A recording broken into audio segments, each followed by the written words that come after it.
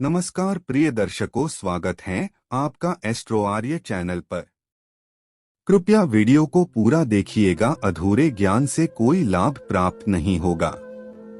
नमस्कार दोस्तों, जय श्री राम, जय सीताराम, जय जय हनुमान, जय बागेश्वर धाम सरकार। दोस्तों, निर्जला एकादशी, जिसे साल की सबसे बड़ी एकादशी कहा जाता है और ऐसा माना जाता है कि इस दिन व्रत रखने से मनुष्य को अपने सभी पापों से छुटकारा मिल जाता है और इस दिन किए हुए दान पुण्य, व्रत, पूजा और आराधना का फल उन्हें 100 गुना तक मिलता है। तो 2023 में इस माह एकादशी का पर्व आखिर किस दिन है और इसका शुभ मुहूर्त क्या है? निर्जला एकादशी में किस देवता का पूजन किया जाता है और पूजन विधि किस प्रकार है? साथ ही निर्जला एकादशी वाले दिन ऐसी कौन सी चीजें दान करनी चाहिए जिससे हम अपने इस जन्म के साथ आने वाले कई जन्मों को सुधार सकें और एक साल की सभी एकादशियों का फल एक ही बार में प्राप्त कर सकें? तो दोस्तों, इसी समस्या का समाधान किया है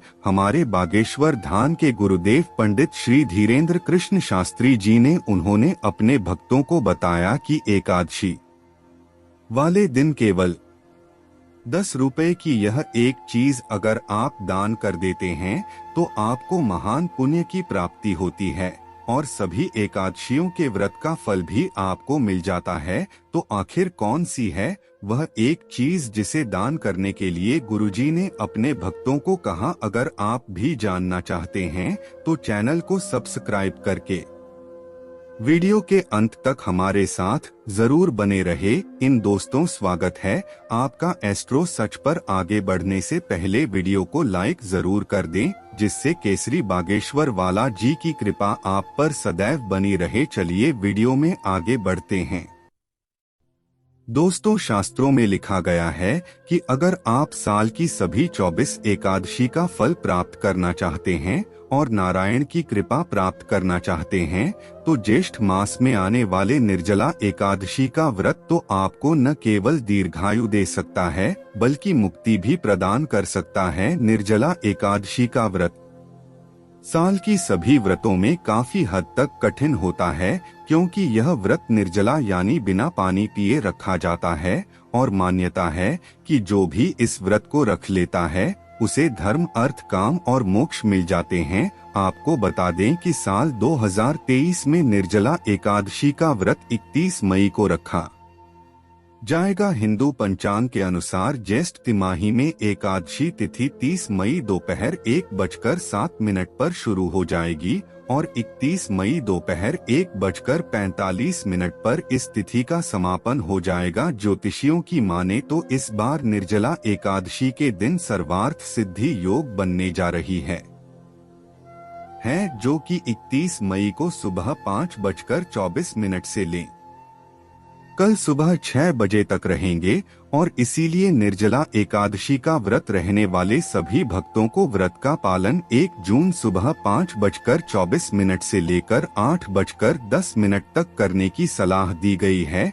दोस्तों, एकादशी व्रत के महत्व के बारे में अगर बात की जाए तो शास्त्र कहते हैं कि इस दिन सब ही को बिना जलती है यह भगवान विष्णु की आराधना करनी चाहिए और जो भी ऐसा करते हैं उन्हें साल की सभी एकादशियों के व्रत का फल मिल जाता है। शास्त्रों में यह कथा लिखी गई है कि 5 पांडवों में से सबसे बड़े साली भीम ने केवल इसी एकादशी का व्रत रखा था, लेकिन भूख और प्यास की वजह से वह मूर्छित हो गए और यही कारण है कि इसे भी से एकदम से भी कहा जाता है। दोस्तों, अब बागेश्वर धाम के वाली सरकार का बताया हुआ एकादशी का पूजन और विधि भी जान लेते हैं। तो जी कहते हैं कि ऐसे तो हम सभी को रोजाना सुबह ब्रह्मा मुहूर्त में उठना चाहिए, लेकिन जो लोग ब्रह्मा मुहूर्त में नहीं उठता हैं वे कोशिश करें कि निर्जला एकादशी के दिन ब्रह्मा मुहूर्त में उठकर स्नान करके तांबे के लोटे में जल भरकर सूर्य देव को अर्घ्य जरूर दें और इस दिन सभी को पीले रंग के वस्त्र जरूर पहनने चाहिए और नारायण की पूजा भी करनी चाहिए। इसी के साथ जो लोग व्रत रहने वाले हैं उन्हें नारायण के सामने व्रत का संकल्प करना चाहिए और भगवान विष्णु को पीले फूल, पंचामृत और तुलसी दल अर्पित करनी चाहिए। लेकिन एक बात का खास ख्याल रखें कि एकादशी वाले दिन तुलसी को तोड़ना महापाप माना जाता है, इसीलिए आप एक से पहले ही तुलसी कर अपने पास रख लें। एक हादसे वाले दिन ना तो तुलसी पर जल अर्पित किया जाता है और न ही तुलसी माता को स्पर्श किया जाता है। इस दिन नारायण और लक्ष्मी की साथ में पूजा होती है और इसीलिए सभी को लक्ष्मी नारायण के मंत्रों का जाप जरूर करना चाहिए। और अगर आपने व्रत का संकल्प लिया है तो सूरज ढलने तक जल त्याग देना चाहिए। और इसी के साथ इस व्रत में अन्य ग्रह हैं और फलाहार भी नहीं किया जाता। तो इसके बाद द्वादशी तिथि को स्नान करने के बाद नारायण की पूजन करें और उसके बाद जल और अन्न ग्रहण करके व्रत का पालन करना चाहिए। इसी के साथ आपको यह भी बता देते हैं कि बागेश्वर धाम के बाल की सरकार ने निर्जला एक ही को कौन सी खास वस्तुएं दान करने की सलाह अपने भक्तों को दी है। तो दोस्तों, गुरु जी कहते हैं कि एक बार महर्षि वेदव्यास जी ने पांडवों को निर्जला एकादशी का सारा महात्म बताया और उनसे एकादशी व्रत करने को कहा। महर्षि वेदव्यास जी ने बताया कि निर्जला एकादशी साल की सभी एकादशी व्रत फल प्रदान करती है और इस दिन जो व्यक्ति ज्यादा से ज्यादा दान, धर्म, हवन और पूजन करता है उसे कभी न खत्म होने वाला पुण्य, वैभव और ऐश्वर्य का फल मिलता है और अपने अगले सभी जन्म तक वह मनुष्य इस एकादशी का पुण्य फल प्राप्त करता रहता है। इस दिन जल का विशेष महत्व वह होता है क्योंकि यह एक अदृश्य ज्येष्ठ माह में आती है और इस समय वातावरण में भयंकर गर्मी नहीं होती है और सूर्य अपनी पूरी ऊर्जा के साथ धरती पर उस लुटा देता है। इसलिए जो वास्तविक तासीर में शीतलता प्रदान करती है, अगर ऐसी वस्तुओं का दान किया जाए तो यह सबसे ज्यादा शुभ माना जाता है। गुरु जी कहते हैं कि अगर आप निर्जला एकादशी वाले दिन छाता, वस्त्र और जूते दान करते हैं तो शास्त्रों के अनुसार मरने के बाद सोने के विमान में बैठकर स्वर्ग लोक को प्रस्थान करते हैं।